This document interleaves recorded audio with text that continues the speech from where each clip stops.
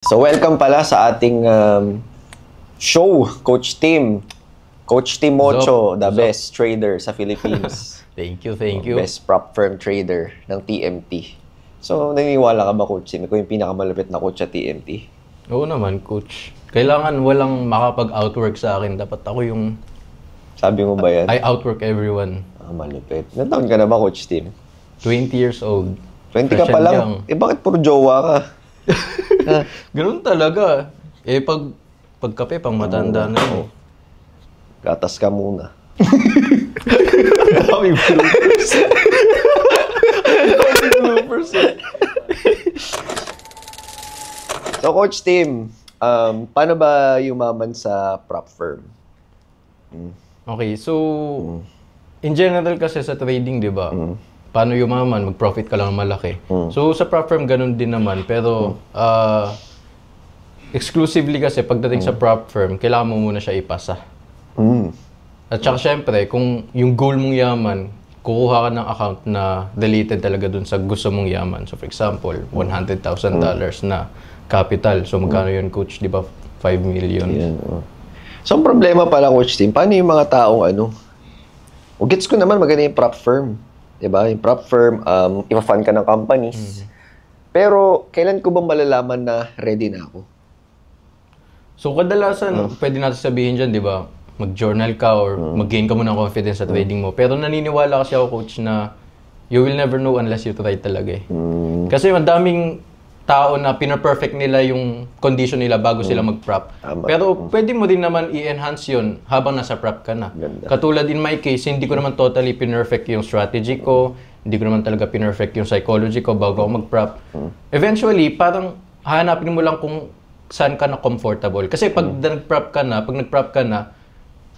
pure discomfort na matatanasan mo from that point on eh. So, pwede ka na mag-take as soon as na-feel mo ng comfortable ka na with your strategy. And so, your parang system. take action pa rin talaga, no, Coach Tim? So, paano mo masasabi na, kailan mo masasabi na, teka, itigil mo muna yung prop firm? Diba, kunyari, nakailang fail na ba siya or ganito ba ginagawa niya?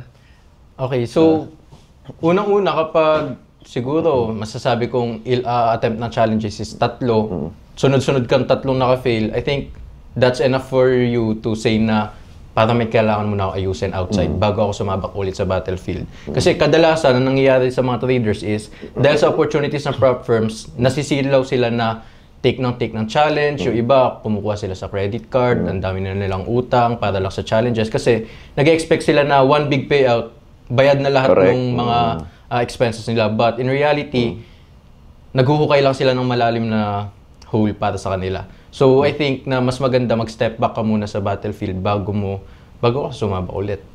Tama. Ang ganda. Tanong ako nakalimutan ko eh. Importante yun eh. Importante yun. Yo, break muna tayo. Gusto lang sabihin na meron pala si Coach Tim na live webinar this June 22 wherein malalaman mo kung paano mo mag-pass ng isang prop firm challenges without second guessing it. Also, malalaman mo yung 3 pillars of a successful trader and also yung pinaka-favorite ko na risk management techniques for funded accounts. And paano ba dapat yung tamang mindset? Paano ba yung tamang psychology para hindi mo i-self-sabotage ang mga accounts mo? And syempre, yung personal strategy mismo ni Coach Tim kung paano siya nakakapasa ng prop firm accounts niya. So yun lang, register ka lang sa baba. Back to the video. Sige, balik muna tayo dito sa questionnaire natin. Tanong tayo dito. What's your version of mental wealth? Na-joke lang, pala. Iba pala yun. Pwede. Sige. Ayan, at naalala ko na yung tanong ko. Naalala ko na, Coach Tim. Anong klase kang trader sa prop firm? Ikaw ba yung trader na, sige, lakayan ko yung risk. Pag pasado, pasado. Pag hindi pasado, hindi pasado. Or ikaw yung tipo na, pag yung challenge na to, okay lang kahit 6 months to or 3 months to, basta importante hindi ko to ma-fail. So, kagandahan kapag marami ka na experience, Coach, sa prop industry, masusubukan mo lahat. So in my case, kapag maliit na funding lang yung kinuha ko, syempre kahit ano nang gawin ko dyan, mura lang naman yung expenses dyan. Pero kapag malaki, for example, like 100K or $200,000, so yung deep na monetary attachment natin sa pera, like, shit, 5 million tong hawa ko ngayon. Kada trade ko, pwede akong kumita ng 200k, 300k. So, in other words, papasok yung intuition natin na protektahan yung capital yun. Kasi nga, masyado siyang malaki para sa atin. Unlike kapag maliit na capital lang, kahit ano nang gawin mo, pwede mo siya paglaruan kasi afford mo naman mag-breach. Ano ulit tanong? So parang ano yung... so saan ka mas naglilin? Doon sa mabilis na maraming talo or doon sa sobrang safe? Saan ka mas nagri-risk? Ay, saan ka mas naglilin? So for me, coach, both. Kasi, di ba, sa trading, may two sides lang naman yan. Drawdown, tsaka profit.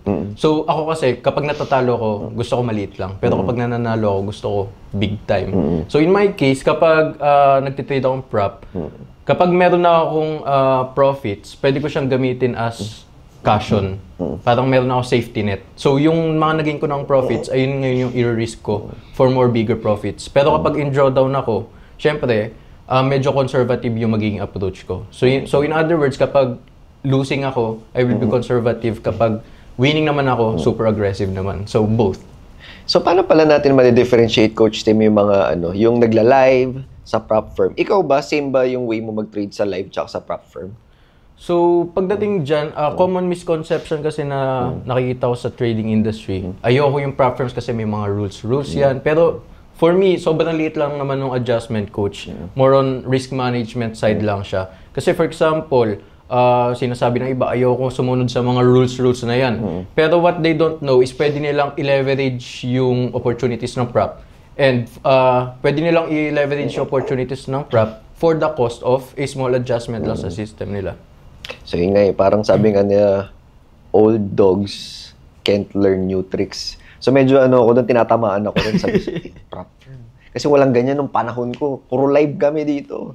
Di ba? Pero tama ka kasi actually, nung nalaman ko yung prop firm, sinabi ko sa sarili ko na sobrang ganda nito. Kasi nabibigyan ng chance yung mga traders na hindi ganun kalaking capital. Exactly. Di ba? So kailangan mo lang talagang galingan. Tapos ang challenge pala, Coach Tim, is sabi nila, yung mga prop firms daw, kumikita sila sa mga natatalong challenges. Diba? Tapos, minsan daw, nahirapan sila mag-payout or what? Anong masasabi mo sa mga ganong sinasabi ng mga traders? Well, syempre, on a business perspective, totoo naman talaga yun na majority ng mga pine-payout nila sa mga traders nila galing talaga sa mga challenge fees. So, in short, if titignan mo, kailangan mo talaga maging magaling. So, yung mga natatalong traders, sila yung nagfa-fund ngayon ng mga ipe-payout dun sa mga magagaling na traders. So in short, ang prop firms is parang is a device to transfer wealth from those na undeserving to those who are deserving. So parang sa casino, parang table. Parang yung mga yung company, sila yung casino, tapos merong mga nananalong nagsusugal pero mas maraming natatalo. Parang gano'n Coach, parang gano'n ang halos. Sige, so sponsor pala natin. De, joke lang, wala tayong sponsor. Casino pala. Sige. Sa dami mong estudyante na pumapasa ng prop firm, ano yung mga pare-pareho sa kanilang behavior, attitude, strategy ba, risk management? Ano yung nakikita mo sa kanilang similar? None of the above because consistency talaga nakikita ko, Coach. Like, ang dami kong nawi-witness na biglang nawawala. May mga biglang sumusulpot din naman. Pero yung mga nakikita ko talagang from day one up to before mag-end your program or up till even now, sila yung mga nagsushow up, sila yung mga nakakapasa. Sila yung mga nakapag-perform ng maayos. Because there will be days talaga na malulose streak ka, mananalo ka. And syempre, para ma-witness mo yung bawat seasons na yun, you have to show up. Kasi ang ginagawa ng karamihan, nakaka-experience sila ng losing streaks, pero bigla na lang sila nawawala. Nawawalan sila ng confidence. Na hindi nila alam, on the other side, papatating din naman yung sunny day or yung mga big wins mo na. So parang in short, sinasabi mo ba, Coach Tim, na syempre inconsistent, tsaka number 2, ito yung tanong ko, mabilis mag-quit, ganon? Or hindi ginaganahan masyado, ganon ba? Yung ibang hindi naging successful? Both na maaga sila nag-quit. And both din na biglang nawawala ng gana. Why? I could say na sa prop firm space, kaya ang daming pumupunta sa industry yon is nakita nila yung bilis nung pagkayaman nila. Kasi totoo naman talaga na pwede ka maging millionaire in just a few months pagdating sa prop firms. So, nangyayari, nagsaset sila na expectations for themselves na, ay okay, ma-achieve ko to. And pag hindi na ma-achieve, parang mawawalan sila ng purpose ngayon. Same doon sa mga nawawalan ng gana. Masyado mataas yung expectations nila. So, dapat ba i-manage lang expectations? Partly, yes, coach. Kasi yung expectations is a double-edged sword eh. Kasi expectations can be somehow goals na din. So, goals yung nagpo-pull sa atin forward. Pero kapag hindi kasi natin na-achieve yung mga things na dapat makuha natin to reach that goal, mawawalan tayo ng gana. So, in short, manage your expectations lang din talaga na mas maganda, instead na gusto mo maging millionaire in just a few months, why not 6 figures muna, 5 figures muna. But that way, hindi mo man siya maabot right now, at least hindi ka mape-pressure. Parang gaganahan ka pa din mag-show up every day. Okay. So para pala sa mga nakikinig sa atin or nanonood sa atin na na mga traders, pwedeng ikwento mo sa amin yung mga situations or circumstances mo na number 1, nasa top ka, feeling sobrang galing mo, grabing payout mo, sunod-sunod. And number 2 naman, yung sobrang down mo, na bakit kahit anong gawin mo, hindi ka maka-payout. Okay. So, magandang tanong yung coach kasi yun lang yung na-experience ko just this year. So, yung both sides na tinanong mo sa akin, na-experience ko siya magkasunod. So, I think that was around March. Yung March talaga, yun yung peak season ko as a trader. Like, yung pineflex ko na 1M per day, dun, around March ko yun kinita. And then, feel ko, sobrang in top of the world na ako nun. Kasi sobrang lapit ko na ma-achieve yung goal ko na Nissan GTR, tsaka penthouse sa BGC. Sobrang lapit na lang talaga. Pero, hindi ko na-realize, masyado pala ako mabilis, coach. So, ending, yung feel mo na down kang moment, na-experience ko na siya right after. So, nasunugan ako ng more than 3 million pesos across live tsaka prop accounts. Tapos dami mo na din yung life savings kasi may konting kupit din sa life savings para lang ma-fulfill ko yung greediness ko that time. So ano yung mindset mo nung nandun ka sa stage na sobrang down ka?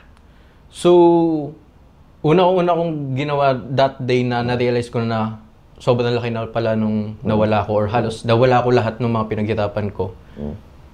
Nag-bed rot ako nun all day, nakahiga lang ako, tapos umiyak din ako nung gabing yun kasi sobrang painful sa akin. Parang na-feel ko lahat ng mga pinaghirapan ko, nawala ko siya. Grabe no, hindi pala, ang akala kasi ng iba, tayong mga traders high. Di ba? Parang laging nasa taas. Pero just like anything, di ba, may seasons din. May seasons din. Di ba? So, anong pinaka-realizations mo ng mga time na yan? And na sinabi mo na mas strong ka ngayon, mas wise ka na ngayon. Okay. So, sobrang grateful ako na naranasan ko yun, coach, kasi isipin ng iba, trauma yun. Pero ako, instead na trinit ko siya as trauma, trinit ko siya as lesson.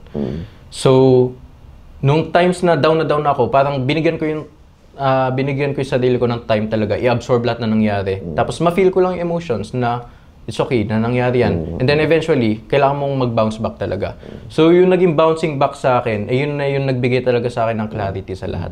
Na first of all, life lesson na rin na ang hinahabol ko pala was not really a goal, but validation ng iba. Because wala pang isang taon yung bagong kotse, gusto ko ng Nissan GTR. Wala pang isang taon yung townhouse ko, gusto ko ng penthouse. So, doon ko na-realize na, okay, masyado pala ako mabilis. At the same time, I was chasing the wrong things.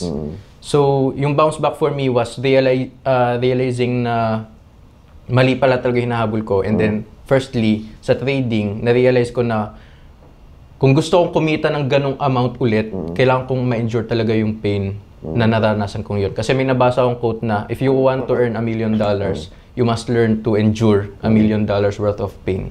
So, na-realize ko na nawala ko man lahat to ng isang araw, what if pwede ko ulit siyang kitain ng isang araw lang or even 10x pa in the future. So, sobrang grateful ka sa experience na Exactly, yun. coach. Sobrang grateful ako. In any parallel universe, kahit saan man yan, I will experience that. I will choose to experience that over and over again. Galing, Kasi sobrang dami niyang tinuro sa akin. And especially nung nirewatch ko yung mga sarili kong modules na supposedly para sa iba, para sa students, nung nirewatch ko siya, doon ko na-realize na hindi ko na rin pala sinusundan yung mga sarili kong advice kasi sobrang blinded na ako ng greediness. And ayun na rin yung gusto kong sabihin sa mga nag-aaral din dyan na as a coach, kahit na marami akong alam, nakakapag-execute ako, there will be times din na magiging biktima ka. So in my case, yung naging enemy ko that time was greed talaga. Sobrang naging greedy ako to the point na na-cloud na yung judgment ko, nalimutan ko na yung kung ano yung dapat. Parang naging zero talaga yung isip ko, tapos puro greed na lang pinapairal ko. So, ano yung nabuild mo na system na kapag naulit yung nafe-feel mo na greed and everything, hindi ka na masyadong mamupush doon? Okay, so maganda tanong yung coach kasi ako naniniwala ako na it all begins with the mind. So, bago man tayo pumunta sa mga in-depth na about systems, parang kailangan may goal yung system na yun. So, in me, firstly yung ginawa ko was inner alignment din sa sarili ko na, okay, kasi, bakit mo may experience yung greed? Paano mo may experience yung greed if hindi mo siya papapasukin in the first place? So, in my case kasi, winelcome ko siya. Nag-seek ako ng validation sa iba. So, sa akin, parang yun yung naging way ko na pagpapapasok sa emotions. So, ang pinaka-concrete system is prevention. Prevention is better than cure. So, for the cure itself, sabihin natin may makapasok man na emotion sa akin na ma-feel ko man na, okay, kailangan ko neto, kailangan ko bilhin yan, kailangan ko neto, kailangan kong i-flex to sa social media. Kapag nangyayari yon, parang meron lang akong ginawa na statement para sa sarili ko, tinype ko siya, na babasahin ko lang siya. So, ang itsura nun is more on affirmations, tapos parang reminder na rin sa sarili ko na okay, maging grateful ka sa kung ano man yung meron ka ngayon. Pag-isipan mo kung kailangan mo ba talaga yung gagawin mo or bibilin mo. So, prevention is better than cure talaga for me, coach. So, parang parang dati, more on action, hataw. Tama ba? Ganun. Pero ngayon, parang kailangan mo mag-stop and think. Coach, exactly. Parang ganun. So, tingin mo ba parang yun yung sign na maturity ba or ano? Kasi ang ano ko dyan is may mga tao di bang hindi sila masyadong nagpaplano pero execute na execute. Meron din namang mga tao na gusto nila perfect lahat tapos minimal yung execution pero okay din naman. So for me, dito sa trading industry, I think mas okay na plano ka muna ng plano. Think big ka muna, think big tas execute. Kasi imagine pa lang si Warren Buffett. Nagtitrade lang siya, di ba, halos wala pa sa bilang ng daliri times per year, pero kumikita siya ng mga billion. So, ano nangyayari bago mangyari yon? So, nasa preparation din talaga ng mind, ng planning. So, for me, trading, ganun din talaga. Like, yung general term pa nga lang, coach, na trading is 80% waiting, 20% buy or selling, sabi nila. Pero for me, rather than waiting, planning talaga. Galing, no? So, ang nakikita ko lang, Coach Tim, sa bawat level ng success or sa bawat level ng skill, 'di ba? Habang pataas ka ng pataas, nag-iiba eh. 'Di ba? Parang ako, I'm sure pareho tayo nung simula, talagang hataw talaga, bira ng bira. Pero na-serve tayo nun. Kasi ang sinasabi ko naman sa mga students natin is kailangan mo mag-trade kasi kailangan mong reps eh. Quantity, tapos diba? quality after. Oo. Kasi hindi mo malalaman yung quality kung hindi ka nag-quantity.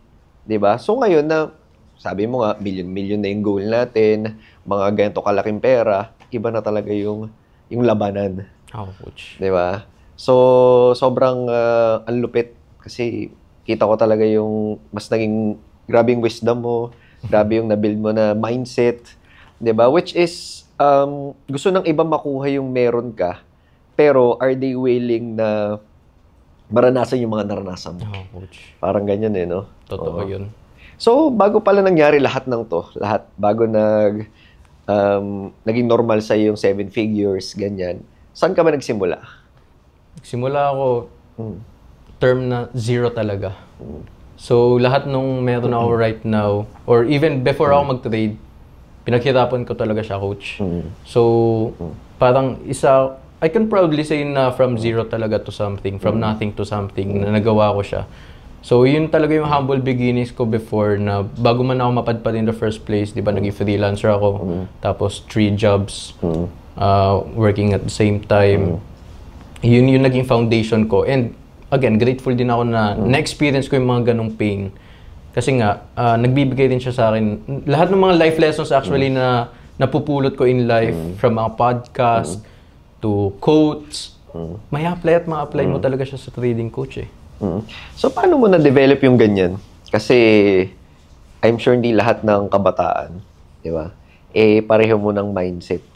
Di ba? Kasi, yung iba, well, hindi naman masama. Kasi, 20 years old, ano pa naman, hindi pa kailangan masyado magseryoso, marami pang oras. Ikaw, ilang taon ka nagseryoso? Yung nagtatrabaho ka na talaga? 16. O, bakit sobrang aga? At bakit mo na, paano mo siya na-sustain? Hanggang ngayon, tapos dire-diretso ka pataas na pataas. Coach. So, for me, that was motivation. Pero bago nyo isipin na, ano motivation yan? Yun ba yung napapanood ko sa TikTok na bigla-bigla na lang magiging motivated? Tapos, pero yung motivation ko kasi, for me, naniniwala ako na ang meaning ng motivation is deprivation of something. So, de-deprive mo yung sarili mo. So, in my case, naging deprivation ko nun is yung lifestyle na nawala sa akin. Kasi, pansin mo, coach, bakit yung mga mahihirap, hirap silang makaahon? Kahit na deprived sila sa pera, pero bakit hindi sila kumikilos para makabangon sila? Pero yung mga mayayaman, sobrang yaman nila, pero mas yumayaman pa sila yumayaman. So for me, it's your perspective din talaga kung paano mo dine-deprive yung sarili mo. So the reason kung bakit yung mga yumayaman pa, kasi for example, ako 1M lang yung net worth ko, tapos katabi kita, coach, for example, 100 million net worth. So ako, yung million net worth ko ngayon, made-deprive ako kasi meron tayong 99 million gap na kailangan kong habulin. So therefore, mafe-feel ko na sobrang deprived ko. So yun yung actually natutunan ko from Alex Hormozi, di ba? And then, yun yung naging reason sa akin. So, naging deprivation ko is yung lifestyle na nawala sa akin ever since nung namatay yung father ko.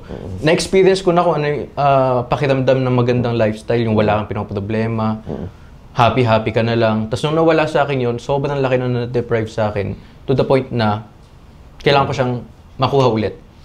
Kaya hindi ko din masisisi yung mga ka-age ko, coach, na bakit ikaw ayaw mo pang mag-isip na yumaman ka na, magpayaman? Bakit ayaw mo mag-build ng side hustles? Kung ang dami mo namang time.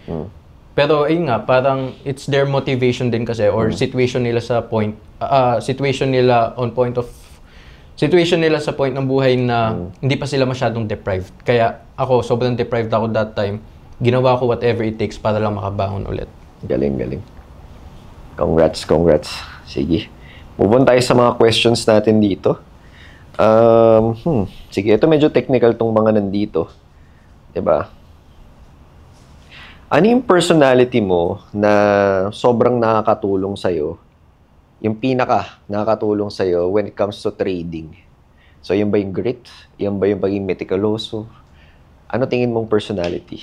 So, for me, counted ba dyan, coach, yung being a jack of all trades? Oo. So, kasi sa trading, kaya sobrang hirap natin maging profitable as retail traders. Kasi we have to balance a lot of things at once. Risk management, psychology, the strategy pa. Kaya yung mga tunay na prop firms or mga hedge funds, kaya sila sobrang nagiging yaman. May isang buong department sila working on risk management. Meron din silang, ewan ko, may psychology department sila. Tapos may department din na pure execution lang din. Tapos tayo mga retail traders, we have to balance all those at once. And especially, kailangan mo din magkaroon ng entrepreneur mindset at some point. Kasi marirealize mo na trading is a business talaga. Correct. So, in short, gagawin mo lahat ng ginagawa ng isang business, tas ikaw lang. So, ano ba yon? For example, yung pag-journal mo, tingin ng iba parang paglalag lang yan ng ano nila, ng mga trades nila, pero hindi nila alam, ayun yung i-review mo, ayun yung i-evaluate mo bago ka mag-step up ulit sa trading. So in short, it's like a business na ina-assess yung mga metrics nila, yung mga data, bago sila gumawa ng action plan para sa business nila. So ganun din as a trader. Pero ang catch is, you have to do it all alone. Kaya for me, being a jack of all trades is a superpower pagdating sa trading. Galing no? So hindi pwede kasi na risk management ka lang magaling. Coach. Kailangan lahat talaga. Strategy. So kasi pag businessman ka, kailangan mo mag-accounting. Okay. Yung journal. Diba? So, kailangan mo mag-research. Diba? Kunyari, masaya ka lang maglagay ng support resistance. Hindi ka naman masaya mag-calculate ng risk, ganyan. So, tama. Galing. Kailangan nga talaga jack of all trades. So, ito. Ano yung pinaka-difficult na habit na kailangan mong i-break para maging successful ka na trader? Siguro in general, hindi siya more of a habit pero a belief. Beliefs about money. Kasi naniniwala ako, coach, na monetary attachment talaga yung kailangan i-let go ng mga tao bago sila magkaroon ng breakthrough. Kasi pansin mo, coach, ewan ko kung ako lang to, pero as a coach and ikaw din, pansin mo yung mga nagiging successful dito sa industry, sila yung mayaman na. Pero hindi ko naman sinasabi na pag mahirap ako, mahirapan akong yumaman or imposible nang maging mayaman ako. That's not what I'm saying, but what I'm saying is kailangan mong ma-feel na walang pressure sa'yo. So, what you mean by pressure kasi is sa trading, yung beliefs mo about money. Kaya kung sinabi na yung mga mayayaman, pag nagtitrade sila pa yung nagiging profitable kagad is because wala nga silang masyadong monetary attachment. Like, kapag nagkaroon sila ng loss, okay, wala lang, execute. So, yun yung gusto natin as a trader. Na magkaroon tayo ng mindset of abundance na rin na hindi tayo mag-hesitate, mag-execute or what. Kasi hindi yung napansin ko na halos lahat ng types of traders nakita ko na yung mga senior, mga Gen Z, mga millennial, tas mga different types of traders, scalping, swing trading, etc. All of that, nakita ko na yan. Meron din ako nakita na yung mga sobrang ganado kasi nga deprived sila or motivated sila. Pero sila pa yung hirap maging profitable or sila pa yung hirap magkaroon ng breakthrough. Pero samantalang yung mga pa-chill-chill lang, itong trading, side income ko na lang yan, sila pa yung mga naging profitable. So, for me, ang reason kung bakit gano'n yung nangyayari is yung pressure, tsaka number 2, ayun nga, yung monetary beliefs natin. Kasi for example, if si trader na hindi naman sobrang yaman pero sobrang motivated, kapag nagkaroon sila ng losses, mindset nila kagad, ayan, yung 1 month's rent, natalo ko yan. Pambili ko na, itong na-loss ko, pang trip ko na sana, pang travel ko na sana eh. Or 2 months groceries na sana yung naging losses ko. So, nangyayari, nagsusubscribe sila sa unnecessary na disappointment sa sarili nila na nawalan sila ng malaking pera. Kailangan nilang bawiin yun.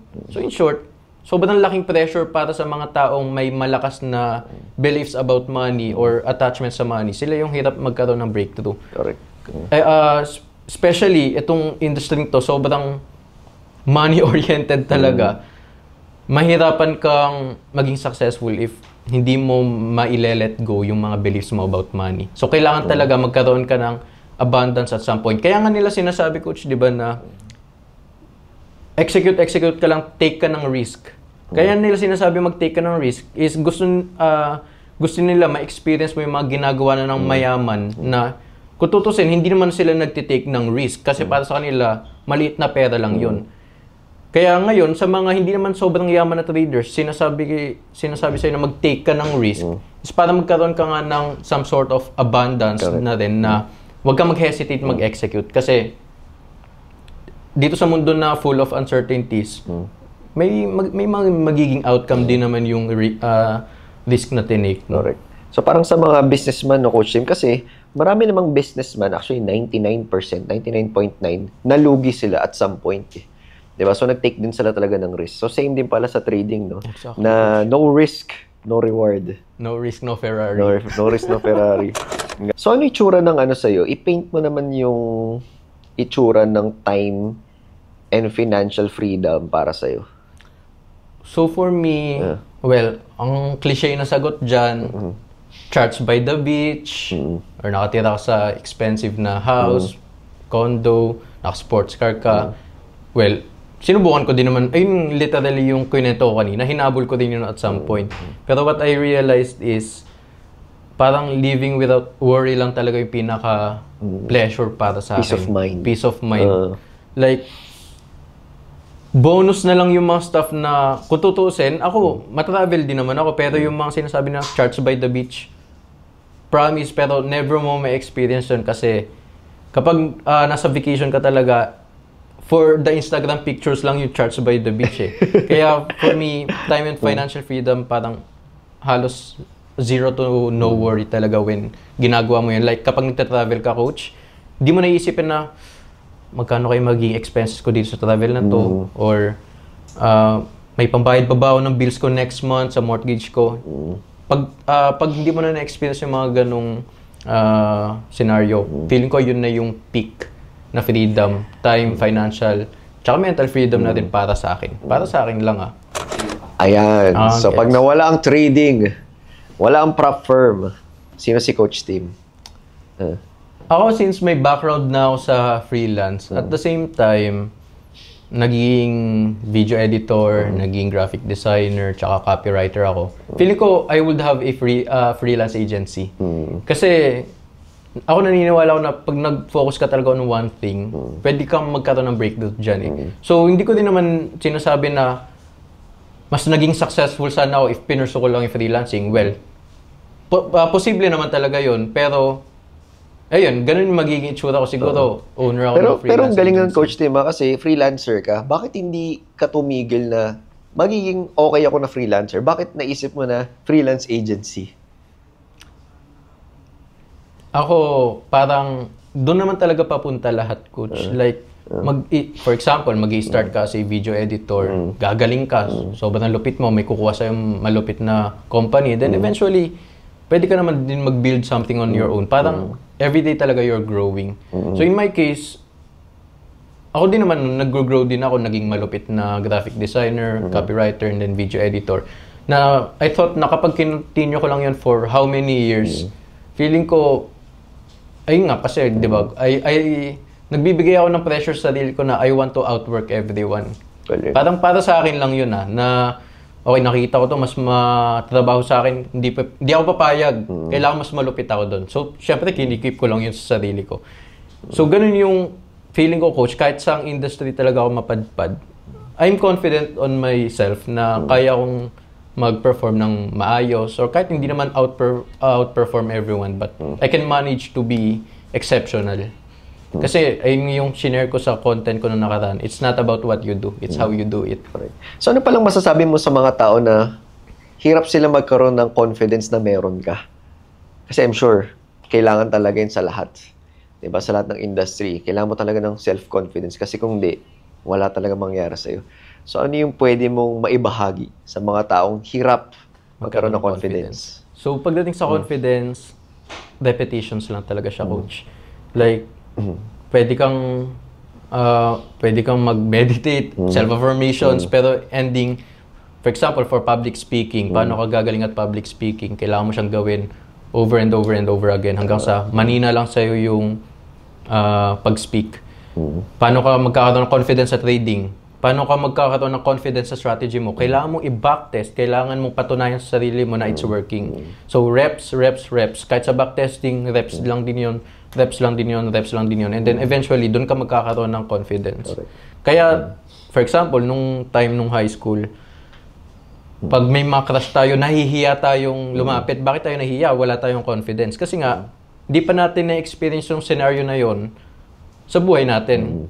So, pwede natin gawin para magkaroon ng para tayo magka-confidence is reps lang talaga. Pwede mong imaginein na or pwede mong i-end state yung sarili mo na nilalapitan mo yung crush mo over and over again so that magkaroon ka talaga ng confidence. So, parang build countless proofs talaga and evidence, no?